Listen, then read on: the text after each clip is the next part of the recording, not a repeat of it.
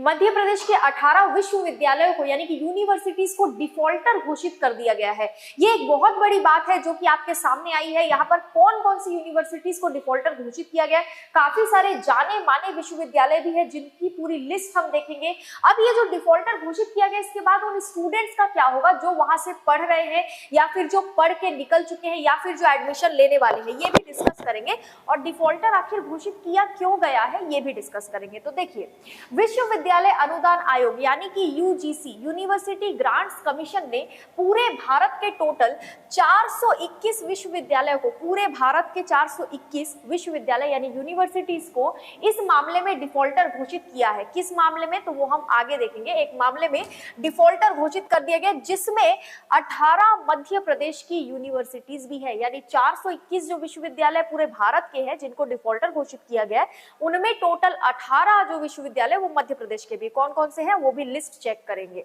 Students का क्या होगा, अब सबसे बड़ी बात, सबसे बड़ी चिंता ये है, तो उस चिंता से थोड़े से आप लोग को राहत मिलेगी क्योंकि यूनिवर्सिटी के डिफॉल्टर हो जाने से वर्तमान सत्र में जो परीक्षा, मार्कशीट, डिग्री, डिप्लोमा है उस पर कोई असर नहीं पड़ेगा। अभी फिलहाल जो लोग परीक्षा दे रहे हैं, जो डिग्री मिली है या मिल रही है या फिर जो मार्कशीट है या जो डिप्लोमा चल रहा है, उन पर कोई असर नहीं पड़ेगा, कोई दिक्कत नहीं आएगी। तो स्टूडेंट्स को बहुत ज्यादा चिंता करने की जरूरत नहीं है, लेकिन बाद में प्रॉब्लम खड़ी हो सकती है।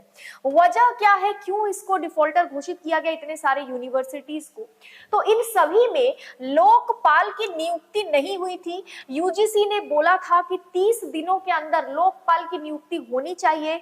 यूजीसी की कई बार फटकार लगाने के बावजूद इन विश्वविद्यालयों ने लोकपाल की नियुक्ति नहीं की। लोकपाल की नियुक्ति आपको पता होगा क्यों की जाती है, करप्शन को कंट्रोल में रखने के लिए, ठीक है।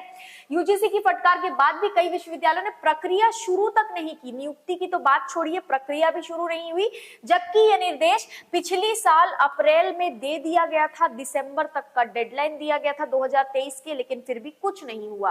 अब इन सभी के अनुदान में कटौती की बात भी हो रही है क्योंकि डिफॉल्टर घोषित हो चुके हैं।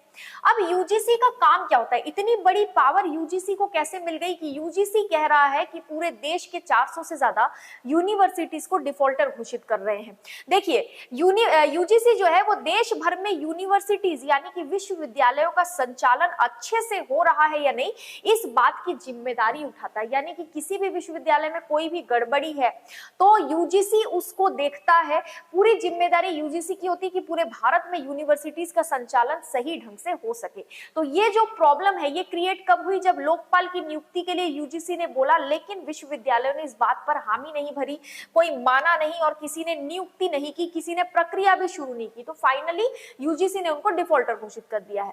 अब भारत के 421 विश्वविद्यालयों की लिस्ट अलग से आप देख सकते हैं, लेकिन यहां पर हम मध्य प्रदेश के उन विश्वविद्यालयों की बात करेंगे जिनको डिफॉल्टर घोषित किया गया है। देखिए, सबसे पहले है अवधेश प्रताप सिंह विश्वविद्यालय रीवा, फिर पंडित एसएन शुक्ल विश्वविद्यालय शहडोल, महात्मा गांधी ग्रामोदय विश्वविद्यालय चित्रकूट, आपका विश्वविद्यालय इसमें है या नहीं एक बार लिस्ट को अच्छे से चेक कर लीजिए, संगीत एवं कला विश्वविद्यालय ग्वालियर, पशु चिकित्सा विज्ञान विश्वविद्यालय जबलपुर, पत्रकारिता एवं संचार विश्वविद्यालय भोपाल, संस्कृत एवं वैदिक विश्वविद्यालय उज्जैन।